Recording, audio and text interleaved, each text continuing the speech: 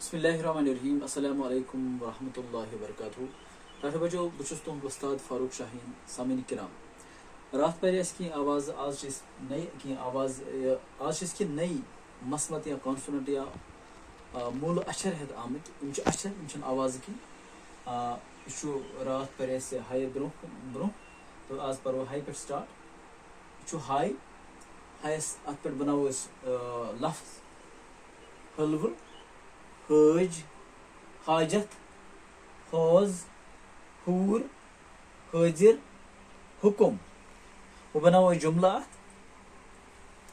हलवस छु मज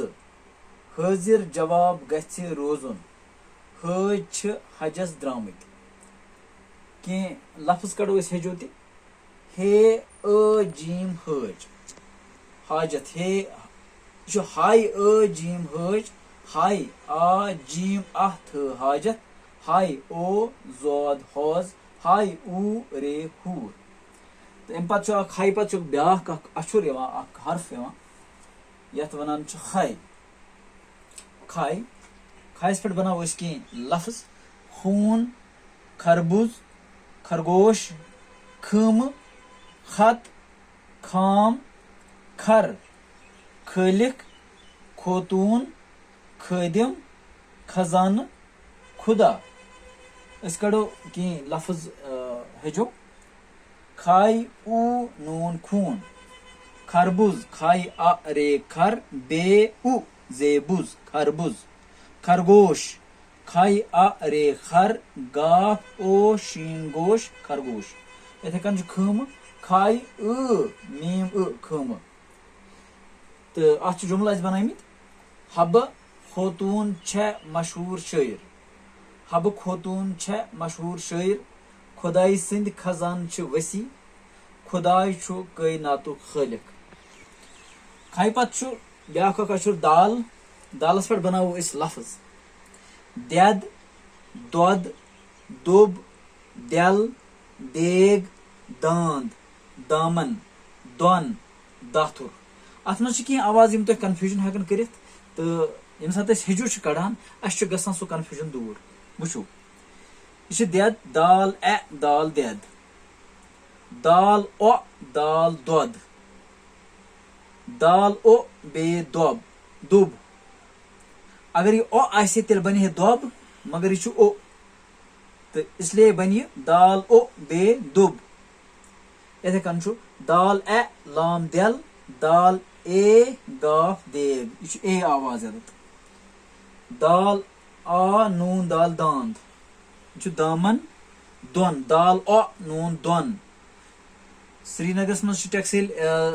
जबान मज वन दोन अत तो गामन मज दोन वन तेल अगर दोन वनो तेल लग अत ओ दाल ओ नून यमिक पे मगर तम दोन वन इसलिए लिख सोई जबान इस्तेमाल कर शहर मज करान इस्तेमाल तो सोई सन शायर हजरात सन राइटर्स हजरात इस्तेमाल करान अव किन सिलेबस मज सोई जबान इस्तेमाल करान शहरस में बोलने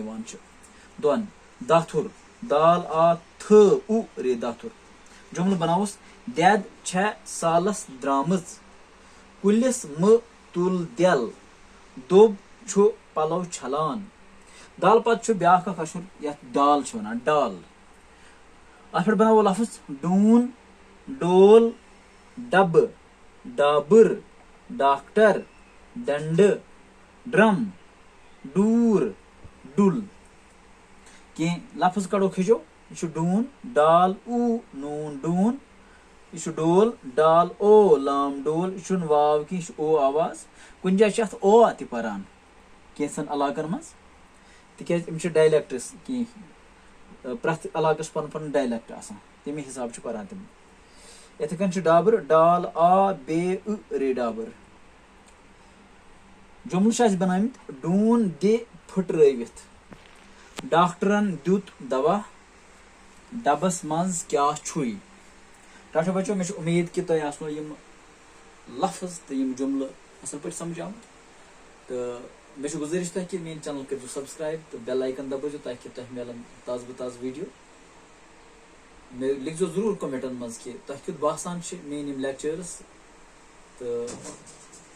नईस लेक्चर दी इजाजत अस्सलाम वालेकुम।